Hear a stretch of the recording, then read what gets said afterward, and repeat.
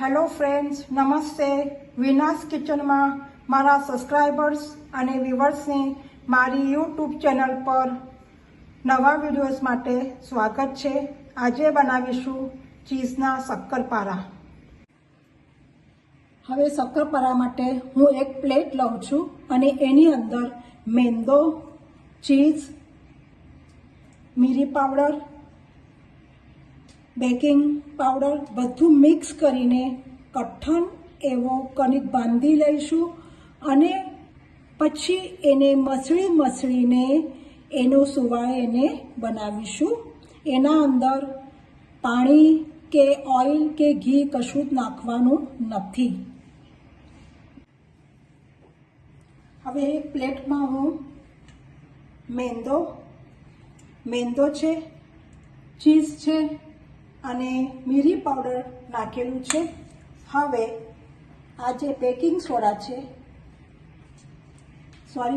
Powder છે, baking soda નથી નાખવાનું, બેકિંગ પાવડર નાખવાનું છે, તે એ હું નાખું છું અને સ્વાદ અનુસાર મીઠું નાખીશું.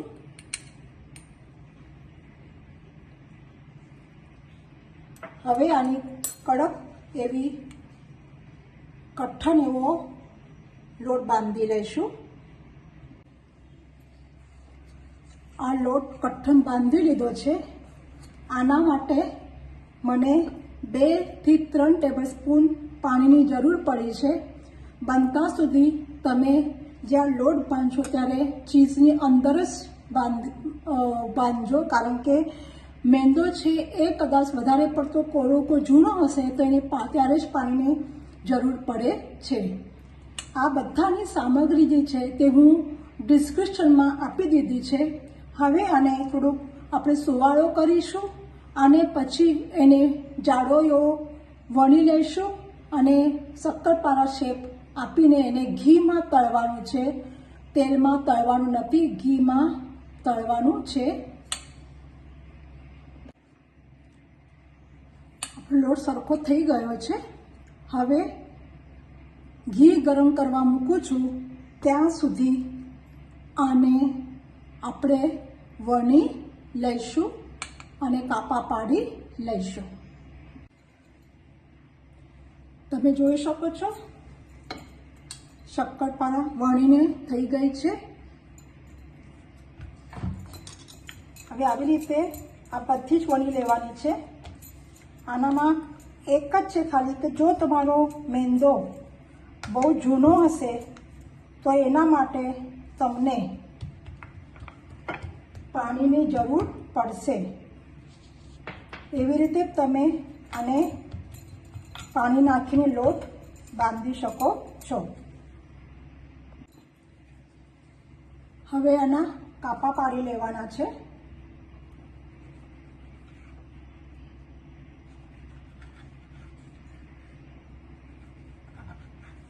અને ઘી ગરમ કરવા મૂકી દીધું છે. તો ઘી ગરમ થાય એટલે એના અંદર આપણે ડીપ ફ્રાય કરી લઈશું.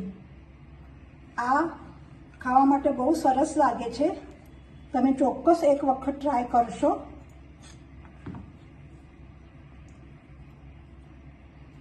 આપણે થઈ ગયા છે. હવે એને આપણે ફ્રાય કરવા લઈશું.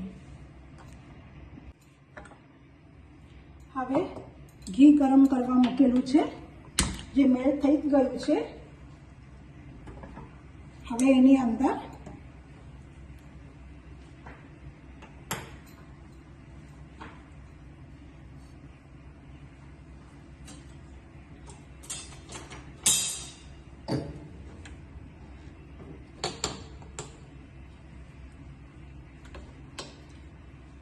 આપણે આ શક્કરપારા નાખીશું. એના પહેલાં ચેક કરી દઈશું કે આપણું ઘી ગરમ થઈ ગયું છે કે નહીં.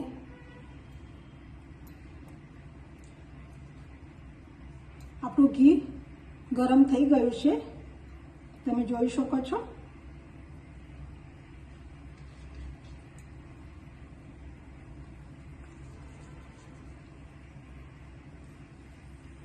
જો તમને આ રેસીપી ગમે તો તમે લાઈક, શેર, સબસ્ક્રાઈબ અને બેલ આઇકોનને દબાવો, જેથી નવા વિડીયો તમને મળતા રહે.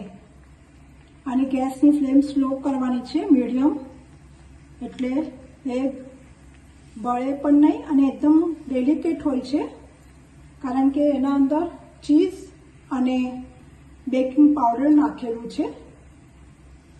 તો વાર નથી લાગતી, એટલે એને મીડિયમ ગેસ ઉપર ફ્રાય કરવાના છે.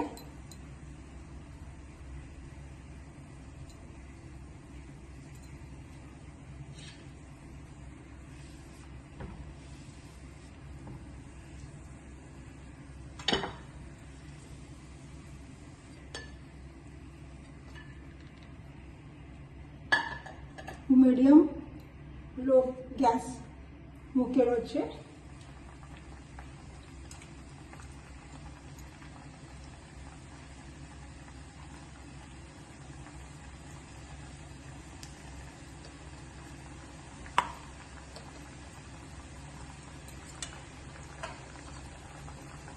હવે ગેસની ફ્લેમ સ્લો કરી દેવાની છે.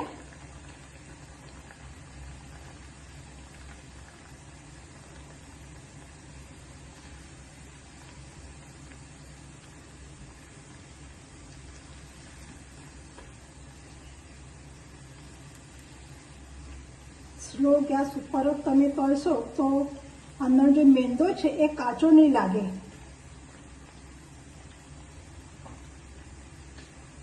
તમે ચોક્કસ એક વખત આ રેસીપી કરવાનું ટ્રાય કરો.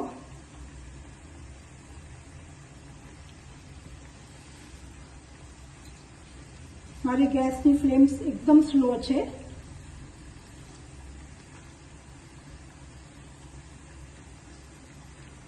ખાવામાં બહુ જ ખરપૂસ લાગે છે, ટેસ્ટી છે, યમ્મી છે, બાળકોને પણ બહુ જ ગમશે.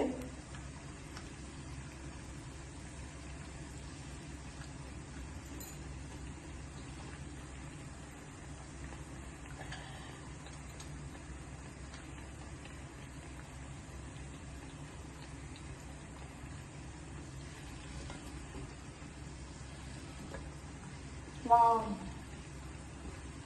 Very tasty. હવે આપણે કાઢી લઈશું આ સ્ટેજ ઉપર.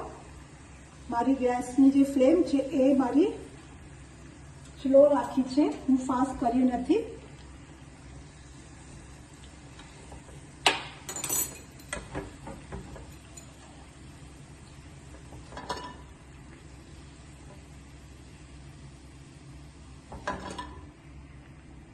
સુગંધ બહુ સરસ આવી રહ્યો છે.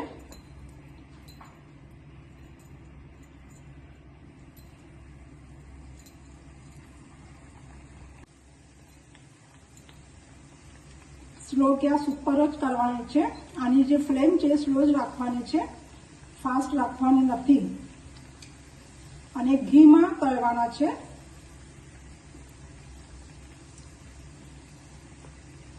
મીઠું સ્વાદ અનુસાર નાખવાનું છે.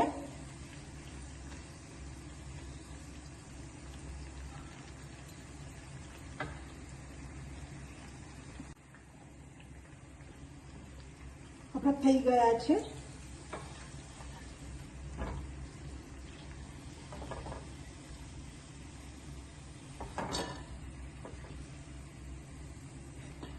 તમે જોઈ શકો છો.